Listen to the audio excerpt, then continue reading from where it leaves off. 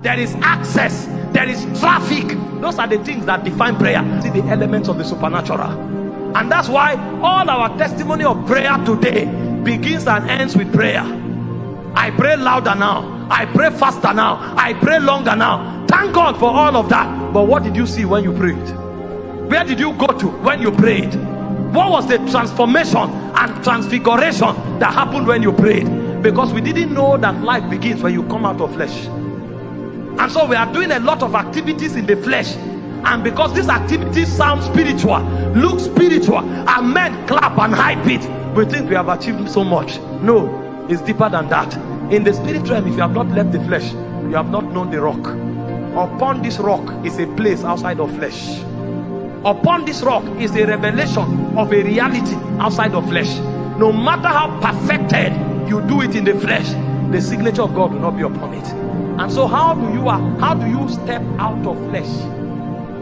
I'll just list them for you, explain one in 5 minutes, and we are out of here. Number one is in Jeremiah 33 verse 3. He said, call upon me and I will answer. That is the result of what? Calling upon him. But if you remain there, he said, beyond answering, he said, I will show you. And so many people call upon God, receive answers and go, but they don't stay there. And because they don't stay there, they see nothing. And when I say stay there, I'm not talking with respect to time.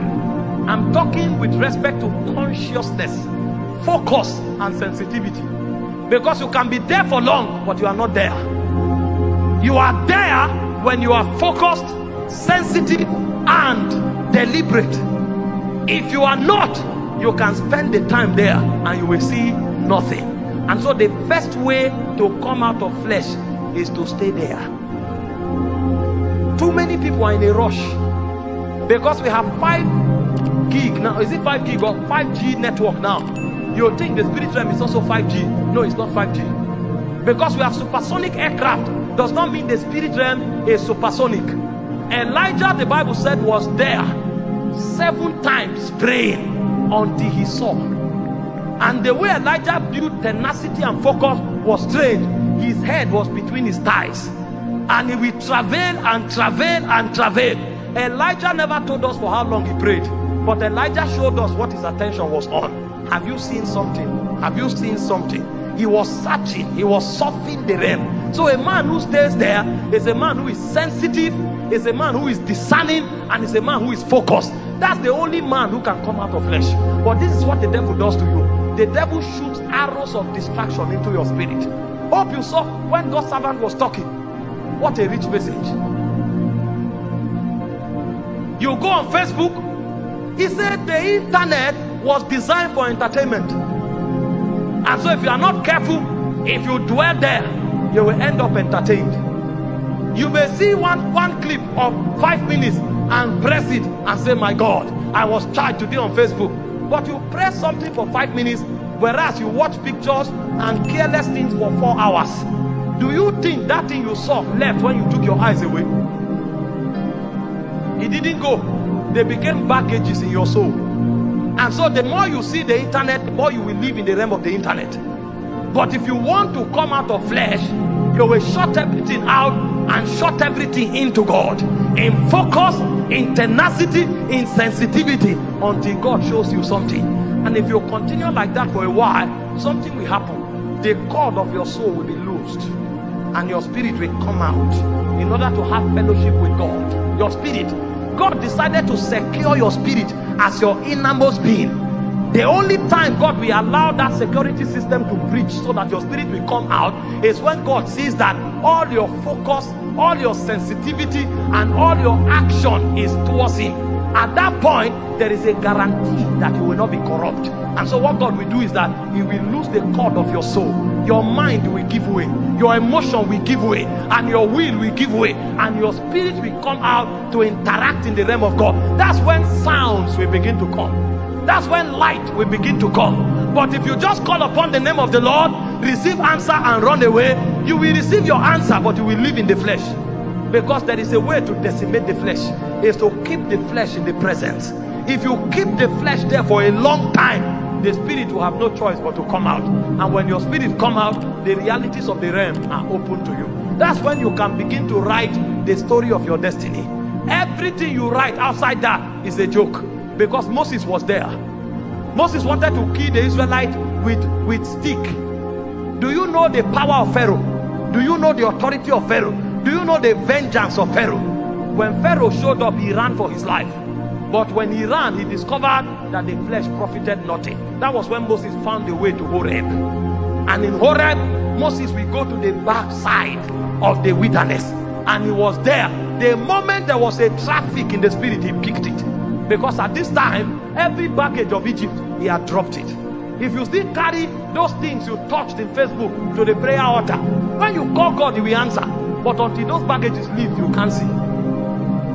If you carry the baggage from your relationship to the prayer altar, if you call God in faith, he will answer. But until those baggages leave, your spirit can't transit. And so after God answers you, the journey of waiting continues. And waiting is not time bound, it's focus bound, it's sensitivity bound, it's discernment bound. And if you stay there for a while, when you start seeing, your spirit will be educated of the portal that lead to the spirit realm. So the first way to traffic out of flesh is to wait. Too many people have no capacity of waiting. They can be in the prayer room for 10 hours. I assure you, they are distracted for 10 hours. He's praying and doing like this. When they turn the camera and hear him, Ibaba, because he knows they are streaming the prayer on Facebook.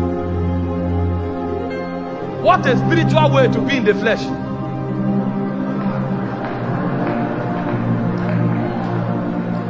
He's praying like a stranded man. But the moment they bring camera, that's a man of flesh. Ask him what is God saying, he doesn't know. Ask him where he's going to, he doesn't know. And he brags in prayer. You are a Pharisee. You want to come out? You must build sensitivity. You must build focus. And you must build discernment. You will stay there until the elements of your spirit man is awoken. That's where your reality is born. You will never come out of flesh. Listen, you don't come out of flesh from a Bible school. You come out of flesh when you wait in the presence.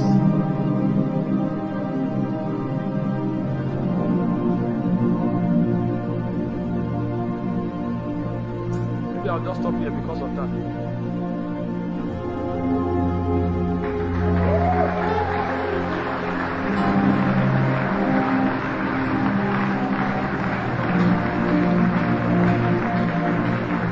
Let me explain something.